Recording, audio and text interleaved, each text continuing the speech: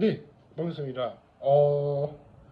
그때 말씀드렸다시피 제가 7월 달에 설교를 계속 하려고 했는데 그 한순간에 그 휴가를 8월 달에 갈 것 같아요. 그래가지고 8월에 약속을 꼭 해서 여러분께 또 하도록 하겠습니다. 오늘은 수요일입니다. 수요 예배 묵상 설교를 하도록 하겠습니다. 요한복음 14장 4절까지 보도록 할게요. 요한복음 14장 1절서부터 4절까지 보도록 하겠습니다. 자, 이제 요한복음서를 보면 내가 곧 진리요, 내가 곧 길이요 진리요 생명이니 내가 어디로 가는지 그 길을 너에게 아느니라 라고 하셨습니다. 근데 요한복음 14장은요 이런 내용이에요. 그러니까 길을 내가 온전히 충당해 드리고 우리가 모든 일들이 이제 하나님께서 우리가 이제 요한복음에 했던 이야기들을 많이 보여주고 있습니다. 먼저 성경 말씀을 역사를 먼저 보고요. 그 다음에 묵상을 하도록 하겠습니다. 자, 그러면 자, 요한복음에 나와 있는 14장에는 내가 꼭 진리요 길이요 진리요 생명이니 내가 너희를 위하여 너희를 대항하는 것처럼 너희도 있게 하리라 라고 하셨습니다. 자, 그러면 14장 내용은요 이런 얘기인데 마지막 절에 보면은 내가 어디로 가는지 그 길을 너희가 아느니라 라고 하셨습니다. 자, 이제 묵상을 할게요. 제가 어떤 말을 하려고 하냐면 이제 모든 일들이 사회가 어떨지는 잘 모르겠어요. 왜 그럴까 생각을 해본다면 모든 일들이 내가 어떤 사랑을 받을 수 있을까 유심히 생각을 해보시는 게 나을 듯 합니다. 그러니까 제가 계속 얘기했다시피 그러니까 이런 얘기를 많이 했는데 월드컵 얘기하는 거는 조금 자제를 할게요. 왜냐면은 이제는 노그러지 시대가 되어서 이제 노그러지는 시대가 돼서 이제 그런 얘기를 하는데 이 사람이 어떤 이야기가 뭐가 있을까 생각을 해봤어요. 그러니까 내가 너희든지 모든 일들이 너희에게 모든 것을 우리가 대응을 해야 되고 우리가 이 대하는 모습이 우리가 태도로 보인다는 거예요.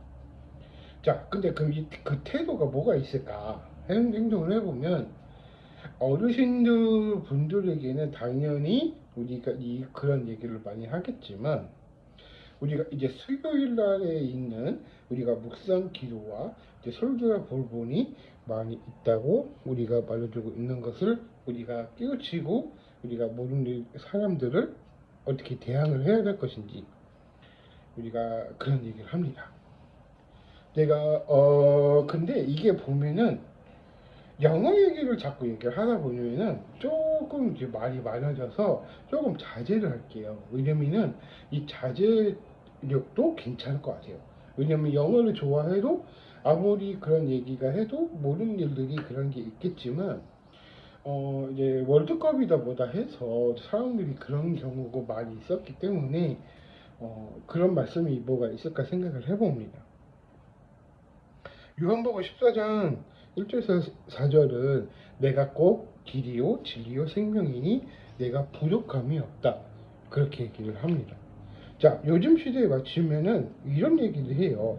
그러니까 요한복음서에 보면 마지막 절을 보면은 31절에 나와 있어요. 이 내용이 뭐냐면 내가 세상이 알게 하려 함이고 일어나라 내가 너희를 떠나라 하시리라라고 하셨습니다. 그러니까 요한복음서에 보면은 지금 그 시기가 어떤 시기냐면 말세라는 시기가 마지막 때가 오고 있다 그 얘기를 하는 거예요. 자, 그러면 이 한국에 있는 사람들과 모든 사람들이 한국 사람들이 어떤 부분이 뭐가 있을까 생각을 해봤어요. 인구수는 점점 줄어들고는 있을 거예요. 왜냐면은 제가 계속해서 여러분께 얘기를 하겠지만 그 중에 우리가 이제 요한복음서 14장은 그런 내용인 것 같아요. 모든 사람들이 길이고 생명이고 진리고 모든 일이 너희에게 더하시고, 그리고 모든 사람들이 이제 비판을 하여도 조롱을 하여도 우리가 이 그런 사람을 견디지 말고 오직 하나님을 따라라 라고 하신 거예요.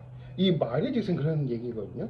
그래서 이 설교라는 부분이 뭐냐면, 이 월드컵도 중요하겠지만 이 모든 사람들이 조롱거리가 되어서 되지는 않는다. 그 태도가 조금 안 좋다, 그 얘기를 하는 거예요. 자, 모르는 사람들이 축구를 좋아하고 그렇게 하겠지만은 혁신적으로 볼 때는 다음 세대에게 넘어가는 것도 나쁘지 않은 거예요. 자, 계속 다음 세대를 얘기하는 거 얘기하다 보면은 아이들과 이제 이렇게 어른들도 이렇게 겸해서 이렇게 했겠지만 자식 같은 경우에는 보고 배운다는 것을 우리가 느끼셔야 돼요.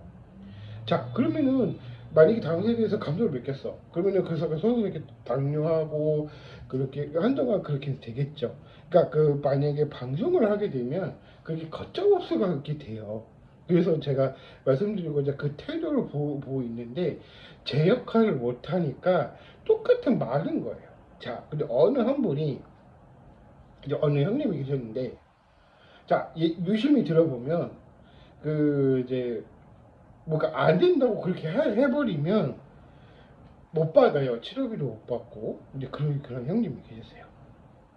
그런데 어느 한순간에 상습범 아니냐, 양심이 있다면 치료비를 받아야 되는 거 아니냐, 그 얘기예요.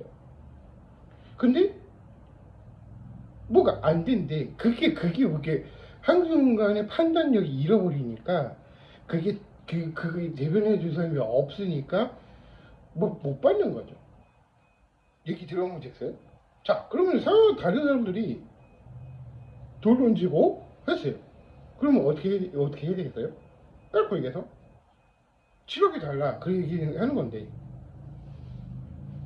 그러면은 완전히 상습범이 돼버리는 거예요. 그럼 내가 양심이 있다면 내가 치료비 줄게, 할 수 있는 부분만 줄게, 그렇게 하면은 얘기 상황이 달라지죠. 자, 요한복음 14장 그런 얘기예요. 떠날 수 있는, 떠나게 하는 건 은퇴나 이렇게 그렇게 진행하겠지만 이 태도가 문제거든요. 이 태도도 조금 우리가 이제 말씀드린 것처럼 우리가 이제 월드컵이고, 이제 월드컵이 오래됐긴 했겠지만 축구는 더 이상 안 하겠다 그렇게 얘기를 하는 것도 우리가 아예 감독직을 떠나는 게 우리가 나쁘진 않다, 그 얘기입니다. 자, 그래서 그 형이 재고시를 못할까, 그냥 대놓고 그냥 받으면 되잖아요. 근데 판단력이 흐려버리면은 그 사람들이 오히려 상습범이 돼버려서 치료비 안 줘, 그렇게 하면은 진짜 상습범이 징역 3년이거든요. 근데 제대로 얘기를 못하니까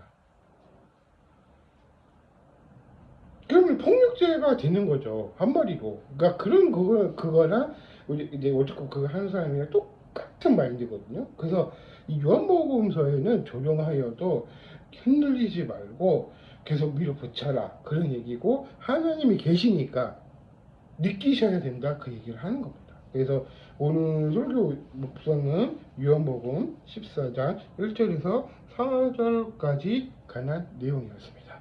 그래서 우리가 흔들리지 말고 모든 일들을 사람이 조용을 하여도 우리가 넘어지지 말고 우리가 그런 시대를 통해서 말씀을 해야 되겠다, 그런 얘기만 하신다면 오히려 사람이 더 편안한 사람이 될 수 있을까, 하루를 잘 할 수 있도록 도와주신다 라고 하신다면 우리가 요한복음서는 꼭 그런 얘기를 하셔야 될 것 같습니다.